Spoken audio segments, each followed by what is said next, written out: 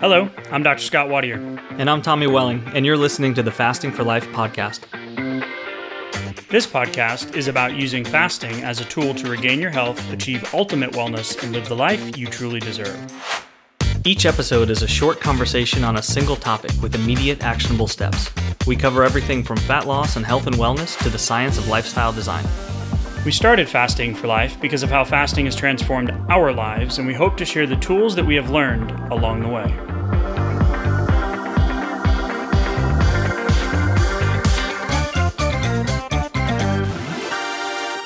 Hey everyone, welcome to the Fasting for Life podcast. My name is Dr. Scott Wadier, and I'm here as always with my good friend and colleague, Tommy Welling. Good afternoon to you, sir. Hey Scott, how are you? Doing fantastic, my friend. Excited for today's episode in the swells of summer heat here in Houston.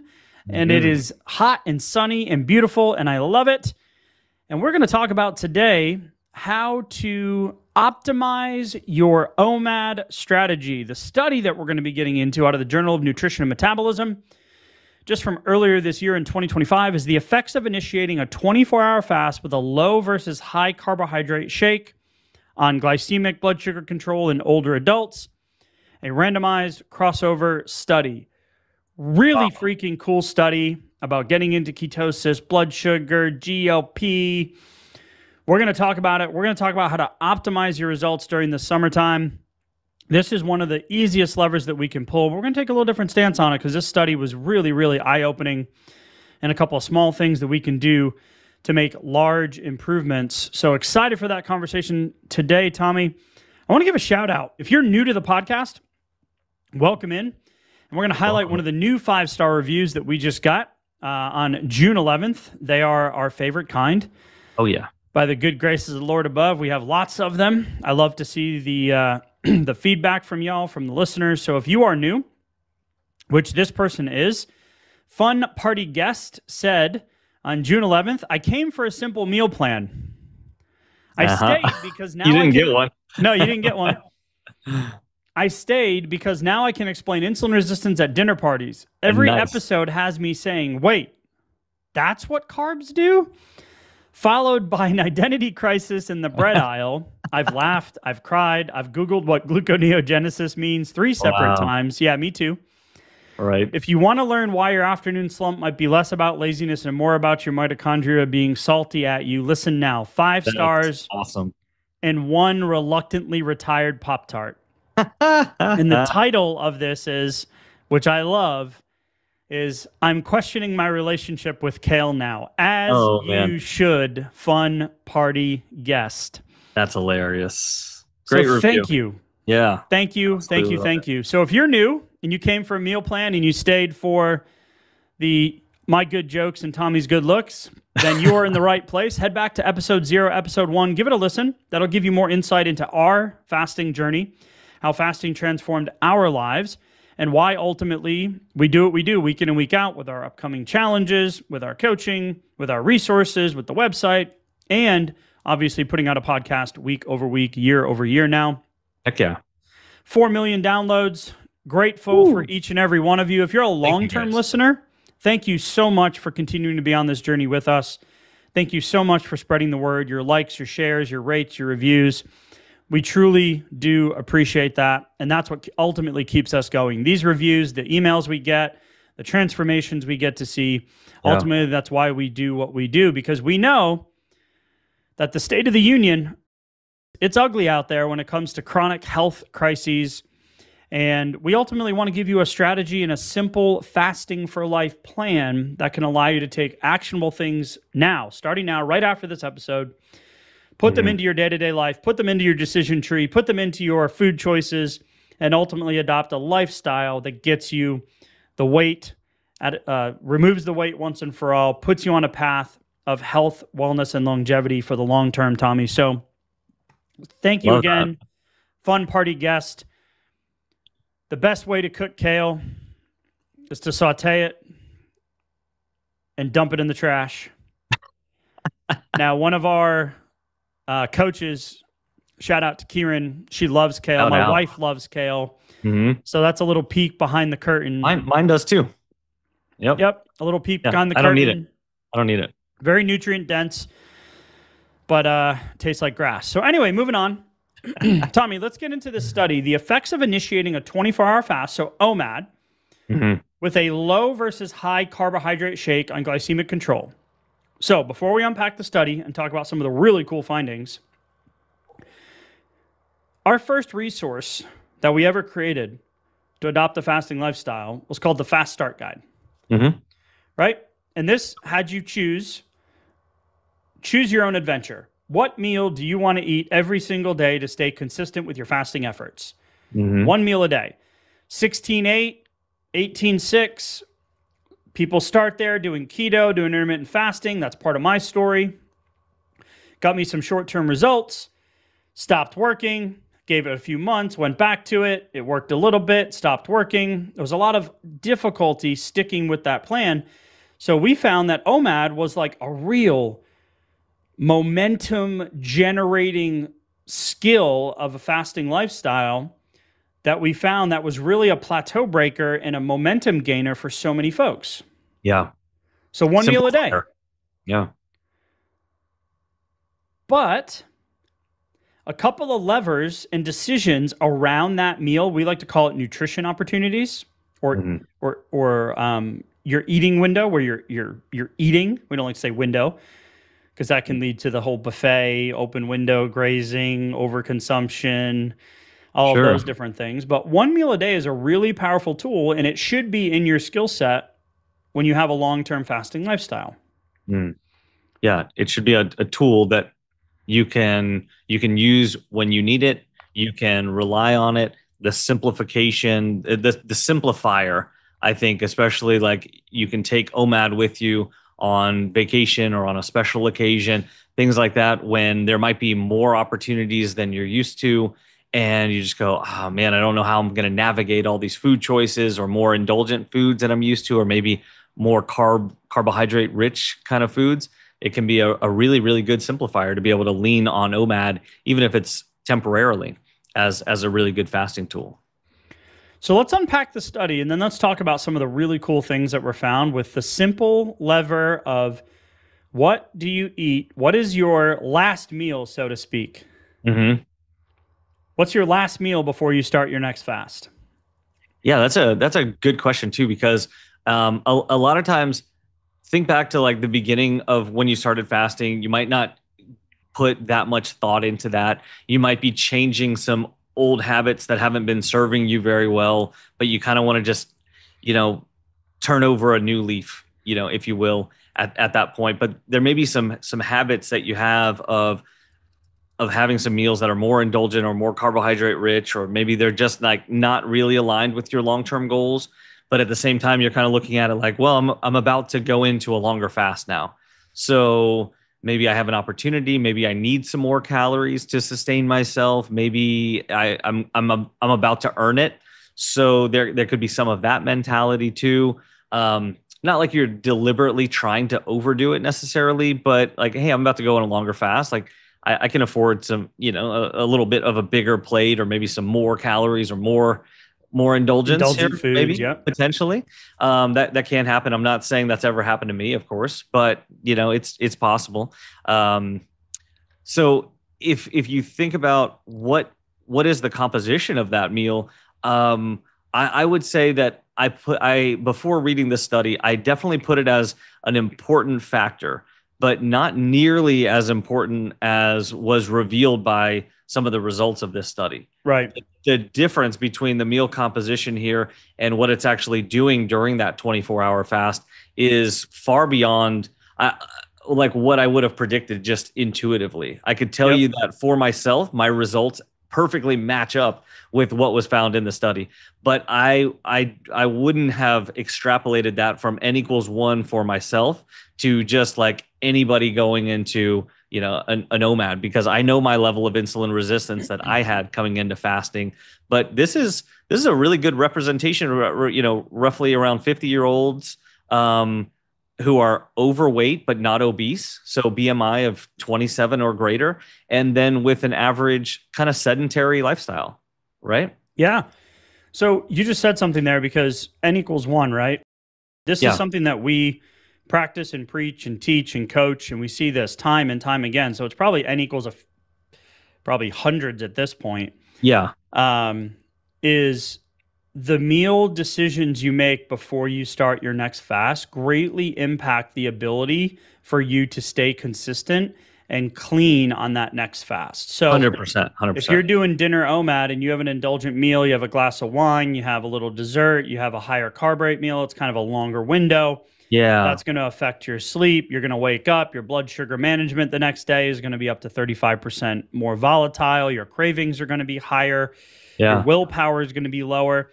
So we always say, if you're going to start a longer fast, or if you're trying to get more consistency with fasting, the first lever you pull before you fast is really the most important one. And we always talk about intentionality in your food choices, how to build your plate.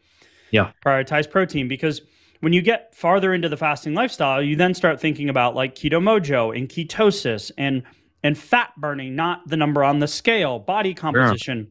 Yeah, DEXA scan. So we're looking at this in the moment of, okay, what is the worst thing you can do is do the all-you-can-eat buffet feasting window, right? With, processed, refined, convenient, carb-heavy, alcohol foods or decisions in that window, and then expect your next fast to be that much easier. It's not. It's going to be more difficult.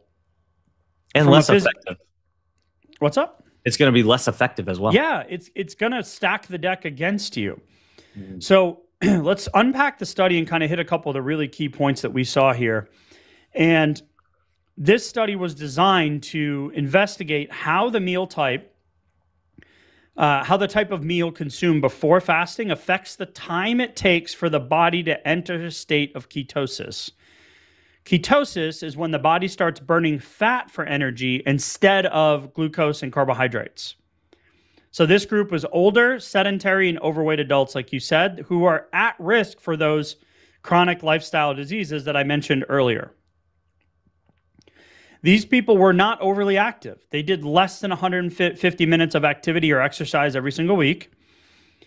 And the reason I love the intention of the study is because this is the group of folks that a lot of us fall into, maybe not in the age, but in the BMI category, which, again, we don't love the BMI. We've done podcast episodes on this. We prefer waist circumference and insulin resistance and HOMA-IR and waist to height ratio and all things that are more indicative of insulin resistance and that underlying cause of those metabolic diseases.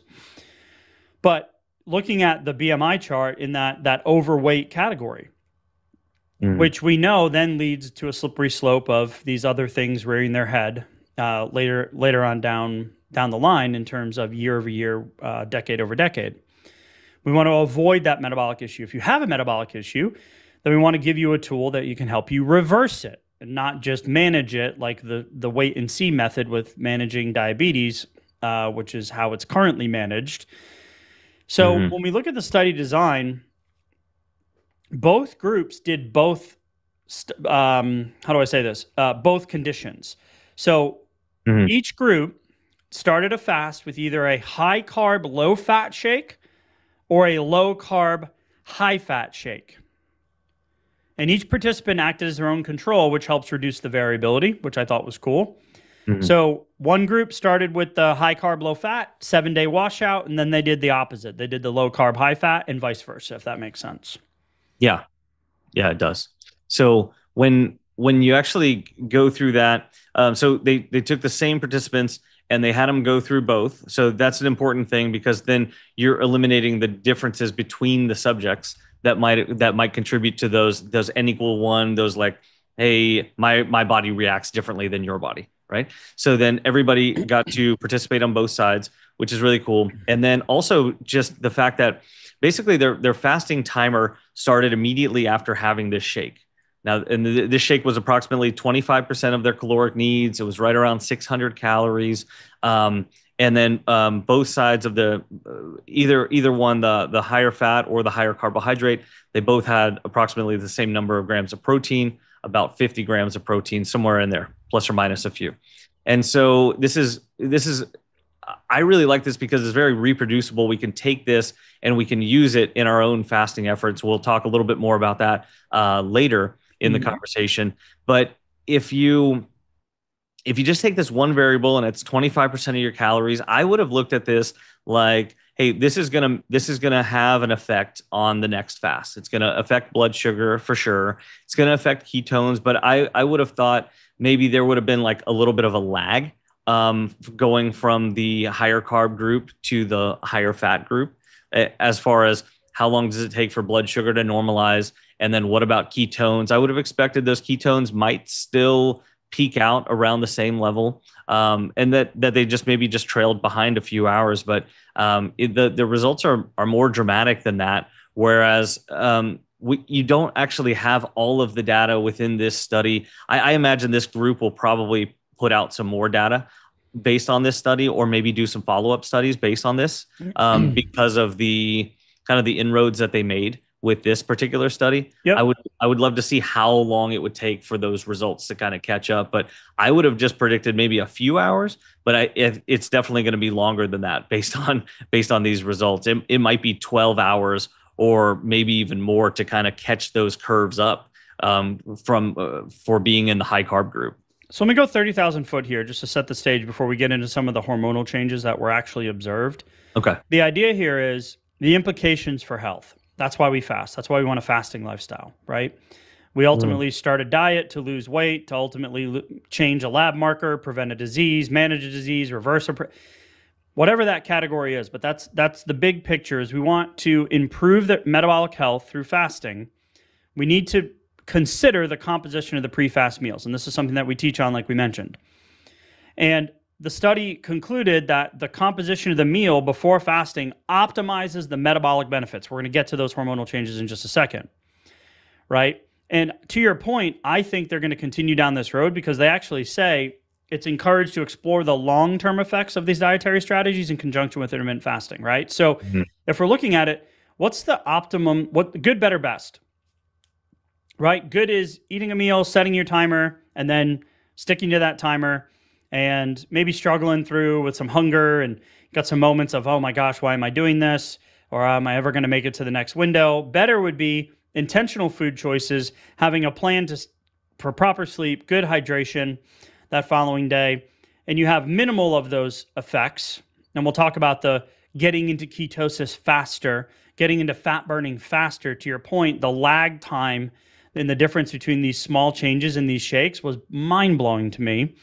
And then the best scenario is to make this intentional decision, which makes the next day the easiest possible fast, which allows for consistency and repeatability and sustainability and long-term improvement. Absolutely. So the idea here is we want to see what happens to insulin, what happens to blood sugar, what happens to ketone production, because when your body switches through fat burning, from sugar, glucose, carbohydrate burning into fat burning mode, getting into nutritional ketosis, which is 0.5 to about 1.5, that's where we see the ideal fat burning take place, which means the scale is going to reward you with your consistent efforts. So the changes which is motivating, which then connects the next link to the next fast, and so on and so forth. Yeah, 100%. So with that stage being set, let's talk directly about insulin. Tom, when do you want to share the macro? Do you want to share the macro breakdown before we get into this? Yeah, I think it would be a good time. So the higher fat being about 60% of the calories coming from fat versus 60% coming from carbohydrates in the higher carb shake, and then both of them were about 30% protein, and then you can flip the carbohydrates between. It was like around 4% in one group versus about somewhere in like the 5 to 10% range of fat within the high carb shake, and then about 5 to 10% carbohydrates within the higher fat group, if that made sense. Yeah, so low carb, high fat is 60% fat, 30% protein. And then high carb, low fat is 57%. So let's call it 60% carb and, 13 or 14% fat, 30% protein. So protein stays the same. The fat and the carbohydrates flip. Okay.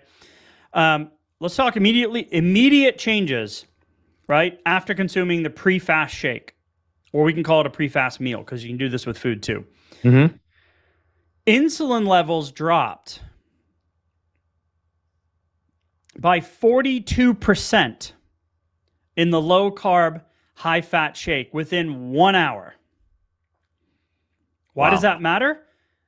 Well, because that shows us that the blood sugar never really raised, and if it did, insulin was effective in using that sugar, that carbohydrate for energy. So lower insulin means the body is less focused on the sugar, which means it was focused more on fat burning. So in the drop in insulin is effective in getting you into ketosis quicker, because high insulin means that you're not getting into ketosis and allowing your body to switch from sugar burner to fat burner. Right. When insulin's high, you're blocking the fat burning process. That's what I heard there. Yep. Let's talk about glucagon. Okay. Glucagon works in opposition of insulin by encouraging the release of energy stored as fat. So this is like the signal in your body, the hormone that says, hey, burn fat, burn fat, burn fat, burn fat. This was 24% higher after the low-carb, high-fat shake compared to the high-carb shake. Wow. We'll get to ketones in a minute and blood sugar in the area under the curve. But your body's responding with glucagon based on blood sugar being actually regulated, calories coming in, but then blood sugar not spiking.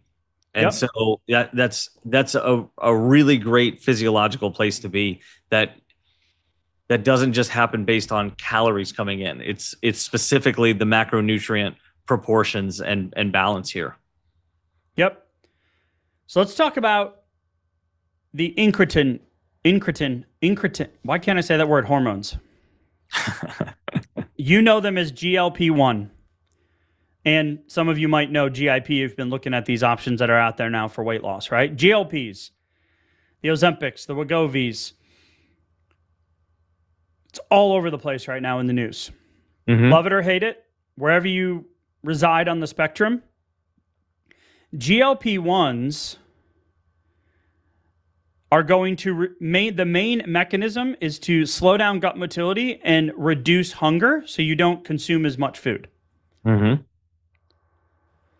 I think it's important also to highlight the fact that they were so appealing because this is a normal physiological process. It's a normal hormonal response that you have within your body, and it's basically it's attempting to pharmacologically put your foot on the gas for an important part of the biochemical reactions that are happening as part of the fat burning process and overall healthy weight management, as well as some other metabolic processes. There becomes trouble when you're just focused on one chemical reaction, one set of one mechanism, right? And that always can become a problem, obviously. But if we can find the ways to accelerate and maximize that process within our body physiologically and naturally, we're going to be getting basically the best of that situation that we can do without trying or needing to intervene pharmacologically, if that makes sense. Yep. So what did GLP-1s? These are those GLP products, right? All the different versions that are out there. They are GLP agonists, right? So they're going to be released to reduce appetite as the main driver. With a high-fat, low-carb meal, about 500 calories, 6% fat, 30% protein. We always talk about protein pacing. Build your plate first with protein, prioritize protein, and then healthy fats, right?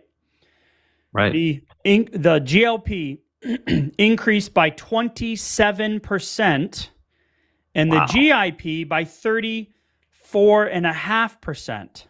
Wow. And those are working together in conjunction with each other. And these regulate how the body handles sugar and fat. So GLP-1 slow down digestion, reduce hunger, which can support further fat burning.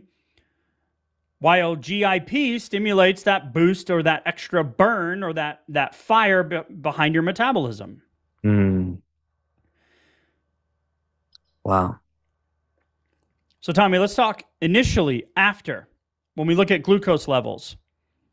At the 15-minute to 2.25 hour mark, so 15 minutes to 2 hours and 15 minutes later, the high-carb, low-fat group, the glucose levels were higher, which meant that nutritional ketosis was never obtained. Yeah, that was shocking to me. I mean, I can tell you from my N=1 that as I go through a fast and I'm checking on my keto mojo and seeing what my blood sugar is doing periodically, and seeing what my ketones are doing as well, I can tell you that depending on what I had right before that fast, what time of day it was. I don't know if we mentioned the fact that these were breakfast shakes. Correct me if I'm wrong, but I don't remember us mentioning that earlier. But so they were about 8 a.m. So this 24-hour fast was starting at 8 a.m., which, as we've talked about at length before, is a great time to start a fast. It's not the most popular time, that's for sure, but it is a great time physiologically to start a fast. Because going through that, having your meal as a breakfast meal rather than later on in the day, your body is just much better prepared to actually do what it needs to do with those macronutrients coming in a way that's going to help regulate blood sugar. It's going to lead to a good insulin response rather than an overblown, disproportional insulin response.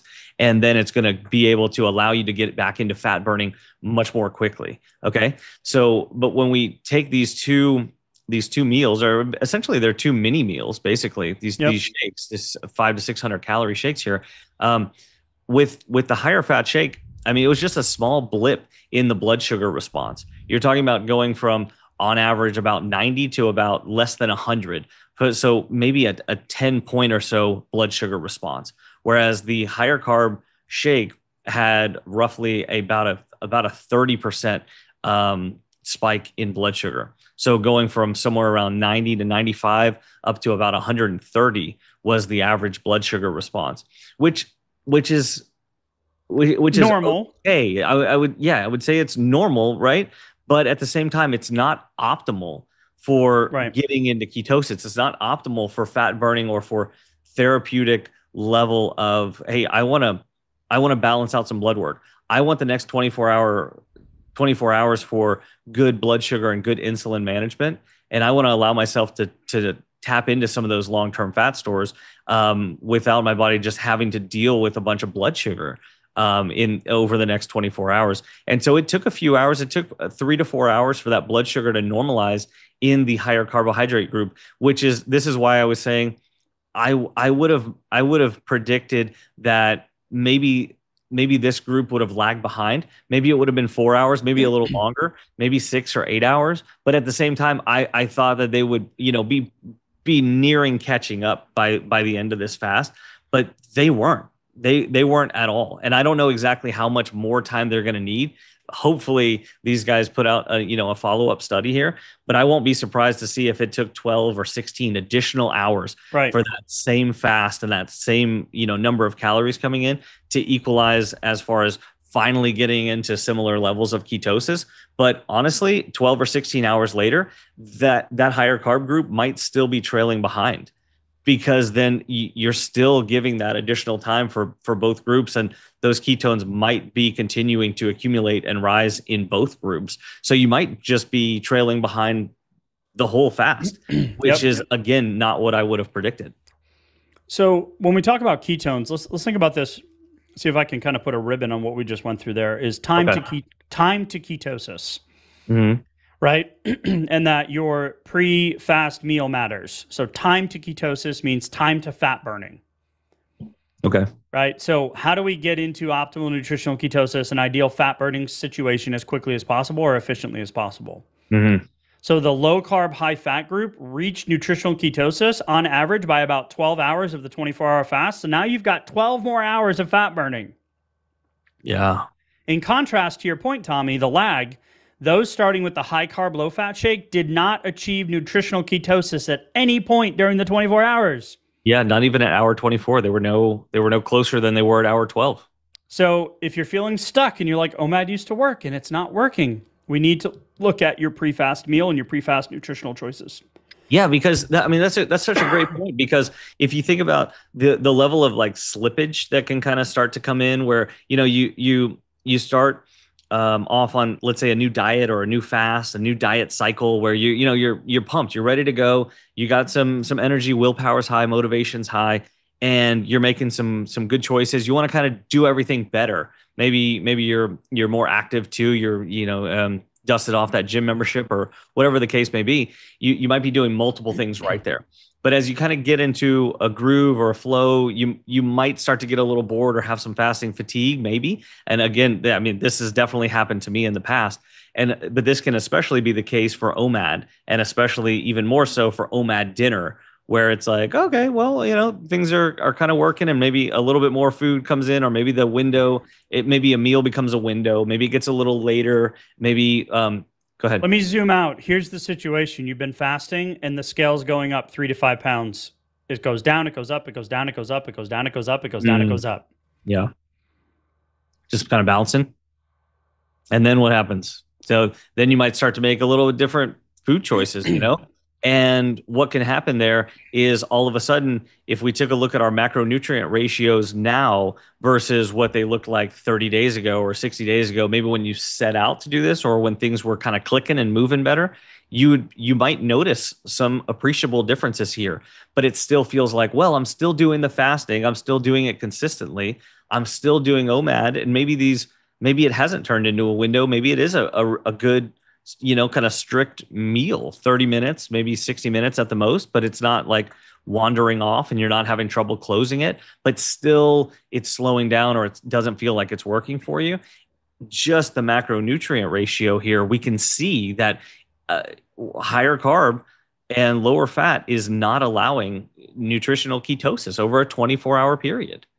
And that's huge, because most fasters aren't consistently going past 24 hours. And this is what you don't need. You don't need a longer fast. You don't need the 3-day fast starting on a Monday because the wheels fell off on a Friday. Right. Even though it feels like you do, or it feels like a good idea. The scale only moves if I do long fast. Well, then we need to look at other things. Yeah. Because fasting is tried and true. But this pre-meal. So if we just look at the overview of kind of summarizing everything as we wrap up today, is in some action steps, implications for recommendations, right?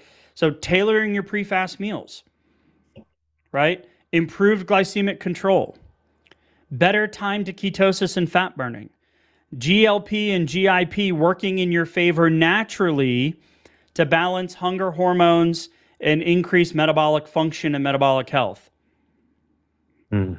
Just by this simple little decision to make a better intentional decision before you start your next fast. And again, we're not talking about long extended fast. A lot of the fasts that we use are anywhere from 20 to, sometimes we'll do 48 to 72-hour fasts in our challenges in our groups, but it's a challenge. But that's not a tool that we want to use for long-term sustainability. So we want to hit a lot of singles rather than trying to swing for the fences with our fasting mindset. Yeah, because we're going to need to be making food choices. Food choices are going to always be part of the sustainability equation for long-term success, right? So we don't want to just be avoiding food decisions, because that can feel easier in the moment. You're just kicking the can down the road. You're kicking the can, right? And that's exactly what we don't want to be doing. I also want to, highlighting a few action steps here. One would be absolutely take a look at what your OMAD meals have looked like. What do they look like lately? Do you need to do some food swaps? Do you need to take a few of those ingredients, or maybe some of the things that you really like and tend to have during dinner time, but can you optimize them to reduce the number of carbohydrates that are there, so you can increase the healthy fats, so you can make for a better meal composition? And I'll say this too, your meal timing matters. So the later in the day that you're having your OMAD, the more that macronutrient ratio matters. So so if you're having every day and you're one of the kind of the rare fasters that are having consistent breakfast OMADs, your macronutrient proportions are mattering the least. And we can see them in this study. They matter a lot. But it only goes up from there. Lunch is still better physiologically than dinner, but your macronutrient ratios matter. Your food choices matter a lot. And dinner, I mean, it's huge, because the more carbohydrates, the larger the meal is, the worse off your sleep is going to be. And then your blood sugar regulation, like you mentioned earlier in the conversation, is going to be terrible. And you're not going to get into ketosis as effectively or as quickly. Correct. And so remember, guys, this study here did not look at lunch or dinner. This was breakfast. So the trouble here is that if we go to dinner, which we've polled thousands of people, and almost 95% of fasters it's the preferred OMAD. Yeah, dinner, right? Dinner is my go-to meal, and I would say the same thing. But the trouble there is that if you took this same study and did it for dinner, you're probably going to see all of these numbers just shift downward for everybody, which means that across a 24-hour fast, you might not be on average reaching those levels of nutritional ketosis. You might not be seeing a 0.5. The average might have been 0.4 or 0.3, where it becomes like the stretch goal to even see nutritional ketosis within 24 hours after having a dinner OMAD. So keep that in mind, especially if you're in a fat loss phase and you're using a lot of dinner OMADs. This makes a lot of sense why you might not be seeing the numbers on your Keto Mojo or some other device that you're hoping for. Yep, and you might be experiencing that up and down volatility of the scale as well. So just to note here for the simple folks out there that want simplicity, the two shakes that were used, the shake for the low carb, high fat, moderate protein, that was Dr. Ben Bickman's health code, HLTH code, macadamia flavor shake. Yeah. Compared to the Carnation Breakfast Essentials shake. Okay. So know that there are options out there to simplify. If you're not a macro counter person or a calorie counter or a macro guy or gal, there are simple ways. I use the Fairlife protein shakes as well because they're there's 1 gram of sugar in them. So I use those strategically to end fast, to get more protein in, to break fast, to add to my coffee now. So there are ways that you can simply pull some really easy levers to make this fasting lifestyle more sustainable and to stick. So the main takeaway from today is time to fat burning, the fact that your pre-meal fast matters, and choose low carb, high fat, moderate protein as your last meal before fasting to enter ketosis more quickly, to stimulate less hunger, to prioritize fat burning and optimize your physiology. And this is a massive lever. And now we see it in the research of what we've seen time and time again in our own journeys and in all the folks that we've helped along the way. So Tommy, as we wrap up today, head to the show notes, grab a resource. You want a deep dive into a fasting lifestyle? Join a challenge. But today you have an action that you can pull, which is a simple intentional decision before your next fast. Try it out. See how it feels. Dare I say, eat a breakfast OMAD versus a dinner OMAD. Ooh, I like it. If you've been stuck, something needs to change, Tommy. I appreciate this conversation today, man. Me too. I expect this one to be to get a pretty cool response. And head to the show notes, grab a resource. We'll see you on the next episode, Tommy. Thanks for the conversation as always, man. We'll talk soon. Thank you. Bye. So, you've heard today's episode, and you may be wondering, where do I start? Head on over to thefastingforlife.com and sign up for our newsletter, where you'll receive fasting tips and strategies to maximize results and fit fasting into your day-to-day life. While you're there, download your free Fast Start guide to get started today. Don't forget to subscribe on iTunes, Spotify, or wherever you get your podcasts. Make sure to leave us a 5-star review, and we'll be back next week with another episode of Fasting for Life.